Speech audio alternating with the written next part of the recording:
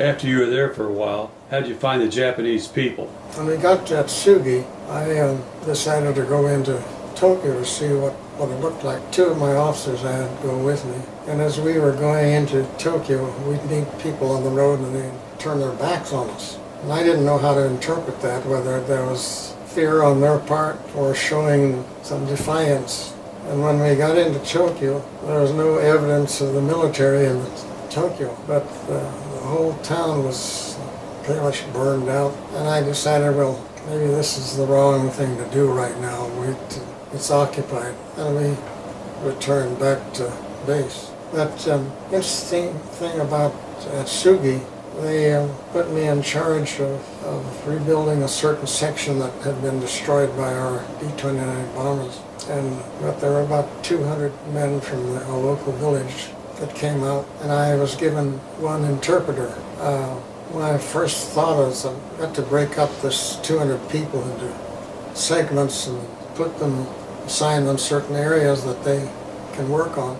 So I broke them up into no more than 10, put my officers in charge, and then with the expectation that my interpreter could kind of circle and see what is going on, and through the interpreter help my officers direct what has to be done. It wasn't very long before I knew that things weren't going to go very well with just one interpreter. The interpreter could see that I was impatient about the lack of progress, and the next thing I knew, he had brought a Japanese man who was probably in his 40s that came to me, and through the interpreter said that he had been in the military as a master sergeant, and that if I wanted to, let him take care of the whole thing.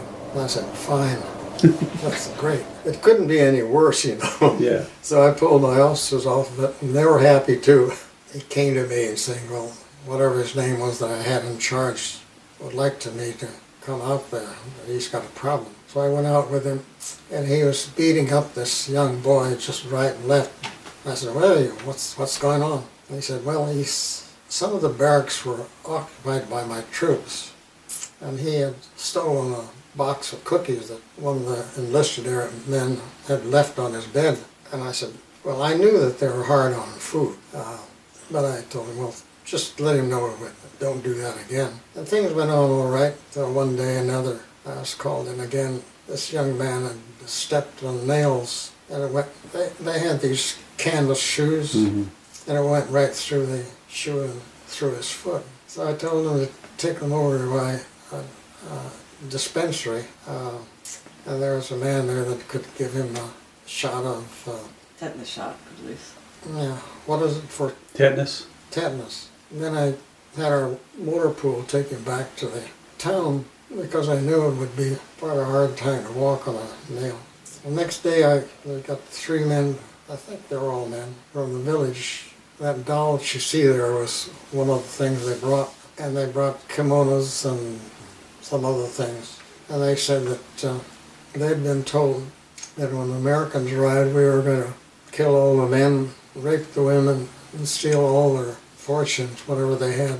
And that they were so happy that send back a young boy with a wounded foot, and I would even cheap. And I didn't have any problem working with the Japanese then. And they were always very respectful. And that's pretty much what everybody said that's been interviewed about World War II that spent time in Japan. I don't know if Kathy's looked at them or not, but the DVDs, like you made earlier, the ones that are in Japan, said that the people were pretty nice. After. I had, on one instance, in repairing the buildings, I had to connect the steam to these, these units for heating with steam. So I went over to the local power plant, and he was very cooperative and ran a steam line to our barracks. He said he had a family samurai sword that he'd like to give me, but he said that he was required to turn it in. So I asked him where he turned it in, and he said, I'll take you there.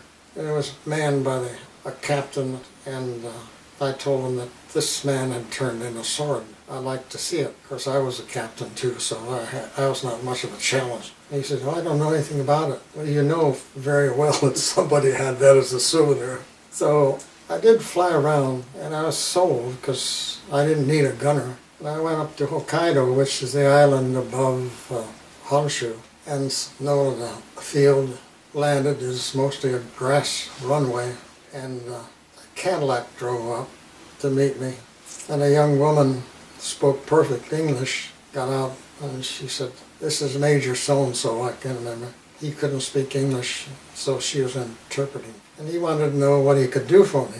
And I said, well, I need we're rebuilding our base, and I need some electrical wiring and some fittings and whatever you have. We went to his office, so the place was fully manned. And the Japanese troops were walking around and saluting and acting like normal troops. We were in his office, and I was curious of what his experience was. And he related that he was down in the beginning area for a while, and that they were severely attacked by some units that had bat faces on it. So he was saying that he had encountered some of our missions, but he didn't seem at least revengeful. It seemed like the typical thing. Every time I'd go into one of these places to inspect it, they'd have tea and boiled bananas. He had somebody bring in the typical boiled banana and tea, but I still let him drink it first before I did. I admired this box, and they do have lovely lacquer boxes. And I said, that's a very pretty box. And he said, here, take it. I said, no, that's right. No, take it. So I gladly took it. As a matter of fact, I gave it to Ruth as a gift. And without thinking, I said, really, that's a pretty. He said, oh, take it. But I said, no. And so he was satisfied with that answer. But I left the place. When I got to the airplane, they had all this electrical material, and it didn't look new. They had actually ripped wiring and fixtures from a building in order to try to appease me.